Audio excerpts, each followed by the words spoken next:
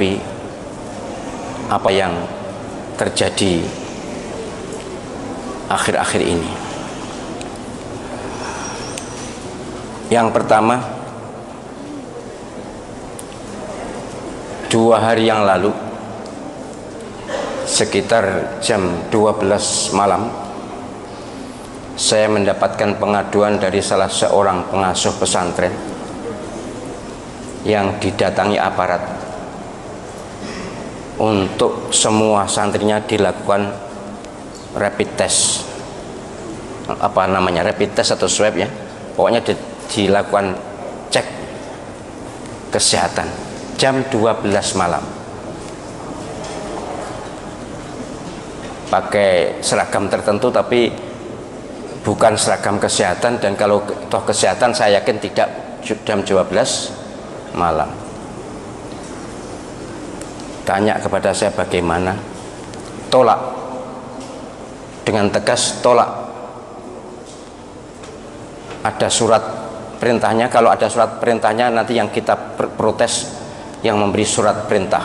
Tidak mungkin pejabat negara menugasi aparatnya jam 12 malam. Oke, ditolak.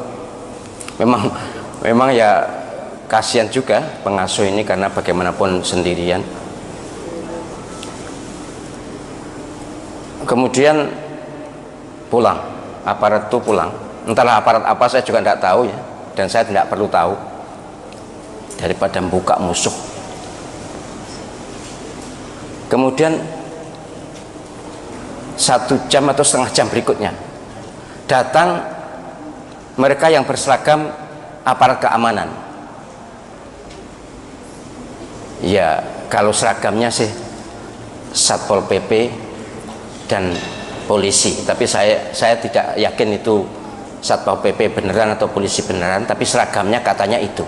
Difoto kok, difoto diberikan saya.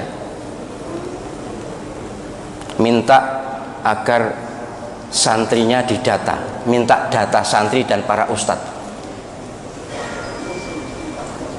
Saya lebih geram ya. Saya lebih geram karena saya ingat apa yang terjadi pada tahun 64 yang lalu. Ingat betul betapa ayah saya digerebek jam 10 malam. Sudah pernah saya ceritakan di sini. Minta daftar nama ustadz dan santri.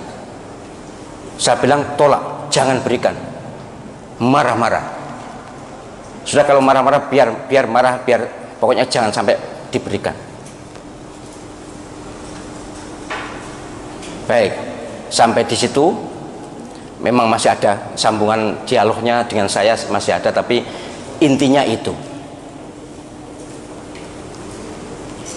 Melalui YouTube ini kepada semua pengasuh pesantren di seluruh Indonesia, saya sebagai sekretaris pembina YP3I, Yayasan Penguatan Peran Pesantren seluruh Indonesia, saya serukan kepada seluruh pesantren di seluruh Indonesia, para pengasuhnya, tolong waspada.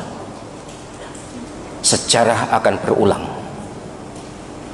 Ini yang terjadi pada tahun 64 yang lalu. Saya masih kecil, tapi saya sudah beneh lah, sudah beneh, umur 10 tahun kok. Katanya ayah saya tahun 48 juga terjadi seperti itu. Bahkan kalau penjenengan membaca buku Banjir Darah akan bisa membaca betapa luar biasanya.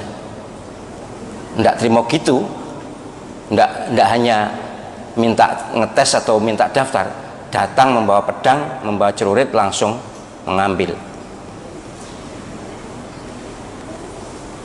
Saya tidak menuduh siapapun, tapi saya serukan, ayo kita hadapi bersama, jangan gentar.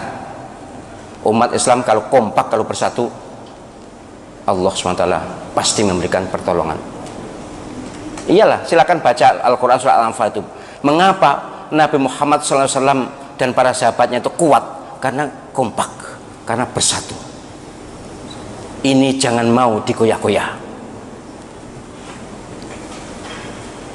Jadi jangan mau panjenengan semua pengasuh pesantren di seluruh Indonesia, kalau ada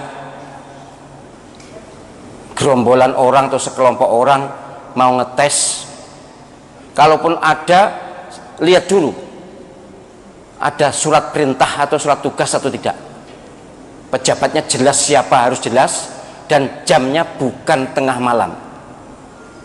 Walaupun yang memberi surat siapapun pejabat tertinggi di negeri ini sekalipun, kalau jam 12 malam jangan terima, pasti ada apa-apa. Nek tuh meriksa kesehatan, meriksa jam 12 bengi, jam 12 malam itu untuk apa? Kenapa? Ada apa kalau siang? Pokoknya kalau ada modus atau apapun ya, pokoknya ngetes itu, meriksa itu, memang sekarang eranya seperti ini kan, ada alasan untuk itu kan. Kemudian minta daftar, nggak usah diberi apapun alasannya. Kalau memang benar-benar minta, surat tugasnya mana? Tapi penjenengan seluruh pengasuh pesantren ada hak otonomi untuk tidak memberi. Ini hak pribadi atau hak lembaga yang penjenengan kelola. Tidak ada kewajiban penjenengan menyerahkan daftar nama santri, daftar nama ustadz, tidak ada. Tidak ada kewajiban, undang-undang juga tidak ada. Waspadalah, kita harus siaga, tidak akan menyerang siapapun. Kita tidak akan menyerang siapapun, tapi kalau mereka jual, kita borong. Kalau mereka datang, tergantung apa maunya. Kalau datang baik-baik, ya kita terima baik-baik. Tapi kalau datang ada hal-hal yang mencurigakan, sejarah akan berulang.